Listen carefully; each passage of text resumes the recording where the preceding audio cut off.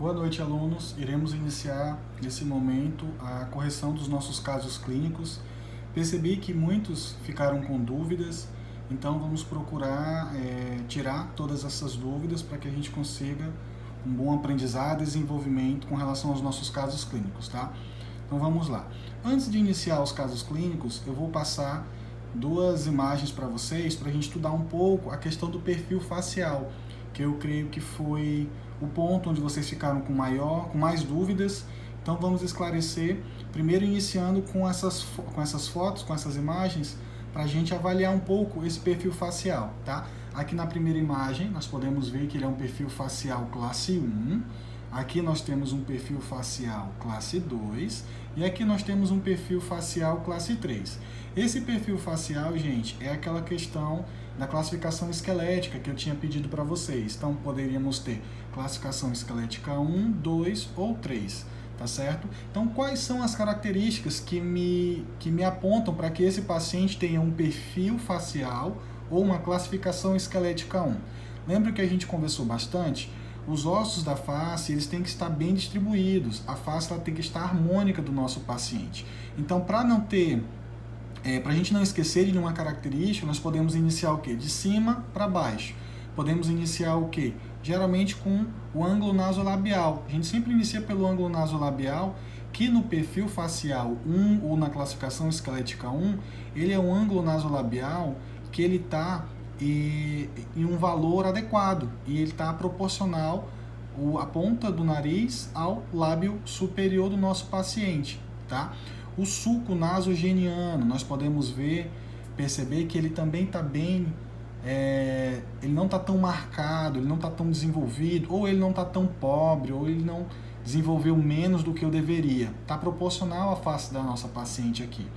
Os lábios, percebam aqui que nessa foto, nessa imagem, eles não estão se tocando. Então, nós não temos selamento labial, tá? Com relação ao terço inferior da face, percebemos que o terço superior, o terço médio, o terço inferior, eles estão proporcionais. Então, eles estão bem distribuídos. Outra característica seria o quê? A linha mento-pescoço. Essa linha aqui, em pacientes classe 1, ela é proporcional à maxila, então fica um desenho adequado do nosso paciente, tá? Fica mais ou menos um perfil reto. Se nós traçarmos uma reta aqui, ó, ele terá mais ou menos um perfil reto, tá bom? Diferente do nosso paciente classe 2. Olha só como está a face do nosso paciente classe 2. Aqui provavelmente ou a maxila desenvolveu mais do que a mandíbula, correto? Ou seja, desse aspecto onde a maxila está bem mais protruída em relação à mandíbula, ou a mandíbula desenvolveu pouco, ou podemos ter as duas situações, tá? Então vamos lá, iniciar. O ângulo nasolabial desse nosso paciente, vocês podem perceber que ele é fechado, tá? Por que ele é fechado? Porque provavelmente, como a maxila está mais à frente do que a nossa mandíbula, os dentes superiores, principalmente os incisivos centrais superiores, eles tiveram o quê? Uma vestibularização. Com essa vestibularização, acontece que o lábio superior, ele sobe. Ó, acompanha aí a caneta, como é que fica. Ó.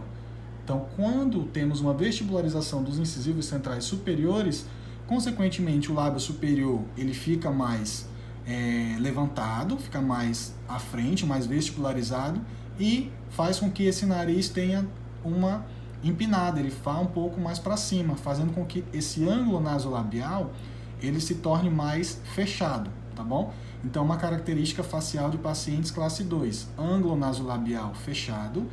Essa paciente aqui em questão, ela tem selamento labial, mas uma característica também de pacientes classe 2, perfil facial e esquelético, é que alguns não têm selamento labial, diferente dessa aqui que tem, tá?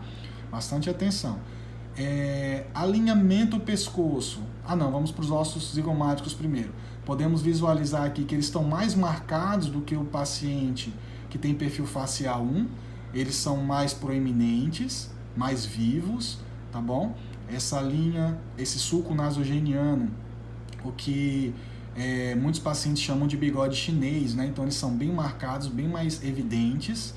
A linha mento-pescoço, ela se torna o que, gente? Curta. Por que curta?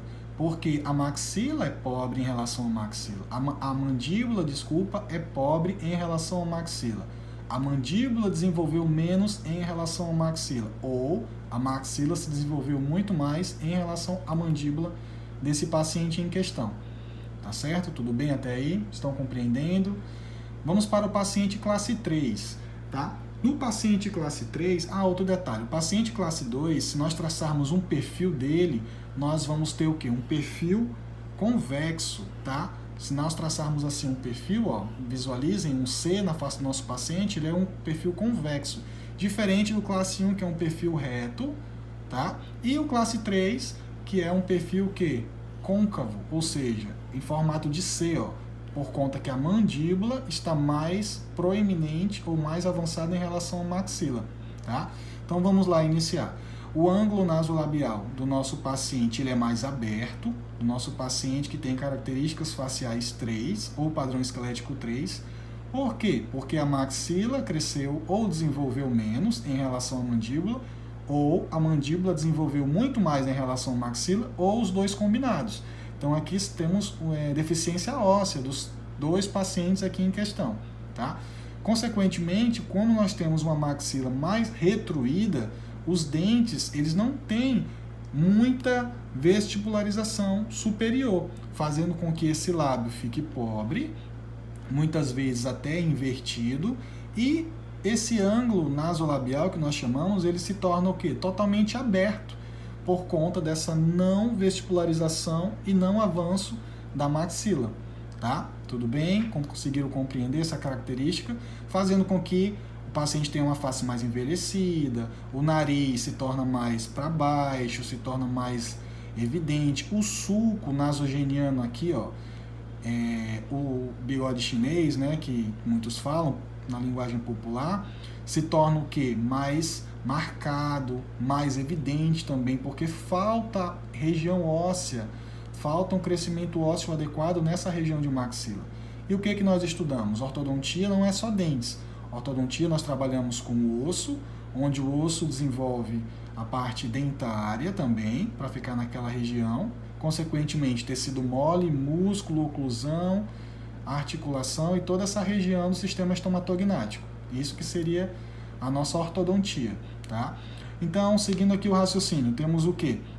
Esse paciente aqui, ela não tem selamento labial, tá, no caso, mas geralmente os pacientes classe 3, uma foto frontal em repouso, eles possuem selamento labial, tá certo? O que eu observo também? O terço inferior da face, ele é maior em relação ao terço médio e ao terço superior. E outra grande característica, alinhamento pescoço ou alinhamento queixo, ela se torna o quê? Mais alongada em relação ao paciente classe 2, tá? Por quê? Porque a mandíbula provavelmente está mais protruída em relação à nossa maxila, tá? Se nós traçarmos um perfil do nosso paciente aqui, ó, nós teremos mais ou menos um perfil facial em forma de C, ó, ou seja, um perfil côncavo, tá? Diferente do paciente classe 2, que teria um perfil convexo, e o paciente classe 1, que teria um perfil reto. Tudo bem? Acho que deu para entender melhor com relação ao raciocínio. Vamos lá, essa outra imagem estava na aula anterior de vocês, que nós falamos, inclusive está no vídeo que eu passei para vocês. Segue a mesma orientação, as mesmas características que a gente conversou. Paciente classe 1, tá? Classe 1 facial, ou seja, a face padrão mais ou menos reto, a maxila bem colocada, bem desenvolvida em relação à mandíbula, alinhamento pescoço não chama tanta atenção, sulco nasolabial também está bem posicionado, lábios se tocam, né? Ou seja, ocorre selamento labial, e a linha e o sulco nasogeniano também não traz tantas características evidentes que possam chamar a nossa atenção, tá? Diferente do que? Esse paciente aqui se torna o quê? Um paciente classe 2. Lembram que eu falei para vocês no comentário? Geralmente, quando o paciente é classe 2 esquelética, vocês podem visualizar a classificação de Engel. Classificação de Engel, vamos levar em consideração que molar superior com molar inferior. Então, na classificação de Engel, esse paciente se torna um paciente classe 2. Olha só onde está a cúspide mesovestibular do primeiro molar superior em relação ao sulco central do primeiro molar inferior. Está à frente, está anteriorizado, está mesializado, fazendo com que esse paciente também seja um classe 2 de Engel. Então, geralmente, quando ele é um classe 2 ou um classe 2 esquelético, um perfil facial 2, provavelmente ele também será um classe 2 de Engel. Então, essa é a dica para vocês terem um pouco de cuidado com relação a visualizar essas duas características, tá? Segue aquele raciocínio. Então, vamos lá. Sulco nasolabial, ele se torna o quê? Fechado, lembram? Paciente classe 2, maxila mais desenvolvida, incisivos centrais superiores provavelmente mais vestibularizados, fazendo com que o lábio superior ele fique mais para cima, né? Fique mais erguido, fazendo também com que algumas vezes esse paciente não tenha selamento labial, tá?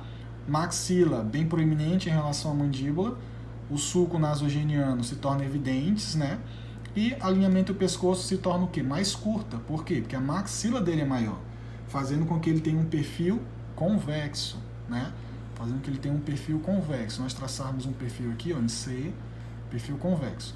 Paciente classe 3. Paciente classe 3, perfil côncavo, se vocês visualizarem bem, tá? Fazendo com que a mandíbula dele, no caso, é mais desenvolvida, mais proeminente em relação à maxila, mais protruída. Vamos ver a classificação de Engel para a gente avaliar. Classificação de Engel, primeiro molar superior, primeiro molar inferior. Olha só a relação. Cúspide mesovestibular está o quê? Distal em relação ao sulco do primeiro molar inferior, fazendo com que ele tenha uma classificação esquelética 3, um perfil facial 3 e uma classificação de Engel classe 3, tá? As características, os mesmos pontos vamos levar em consideração. Ângulo nasolabial, ele se torna o quê? Mais aberto, por conta dessa maxila pobre em relação à mandíbula. O sulco nasogeniano, ele se torna evidente, porém os malares, nós percebemos que ele tem um perfil mais achatado, um perfil mais envelhecido do nosso paciente. Sulco nasogeniano já falamos. Selamento labial, geralmente ele pode ter ou não selamento labial, tá? O lábio superior, geralmente ele é invertido, ou seja, qual é o perfil normal do lábio superior? É ficar igual ao inferior ou um pouquinho à frente. Um perfil facial aceitável, olha só como está no paciente classe 1. No paciente classe 3 ele está invertido. Por quê? A mandíbula dele está mais proeminente. A mandíbula dele está mais protruída, fazendo com que altere essas características no perfil facial. Tudo bem até aí? Então vamos iniciar os nossos casos clínicos. Vamos lá, vamos dar início agora ao caso número 1. Eu coloquei mais 2 casos, gente, para a gente treinar, e eu vou comentá-los aqui um a um, ponto a ponto, para que nós tenhamos um aproveitamento da melhor forma da nossa aula de hoje, tá certo? Então, caso número 1, tá? Aquelas características. E o que eu pediria para vocês? Quais foram as perguntas? Classificação de Engel, classificação de canino, a esquelética e o perfil facial. No caso número 1, esse caso eu enviei para vocês analisarem, tá? Vamos por partes. Primeira coisa, classificação de Engel. Classificação de Engel, vamos olhar para onde? Classificação de Engel, vamos olhar somente para dentes. E principalmente os dentes do grupo dos molares, superior e inferior, tá? Então aqui nós temos uma foto vista frontal, paciente com a boca entreaberta, paciente vista frontal, os dentes em oclusão, aqui uma vista oclusal do arco superior, aqui uma vista lateral do lado direito, sempre, gente, a primeira foto geralmente é do lado direito, tá? Isso se chama posição anatômica, então para vocês não confundirem. Lado direito, lado esquerdo e a do arco inferior. Tudo bem até aí?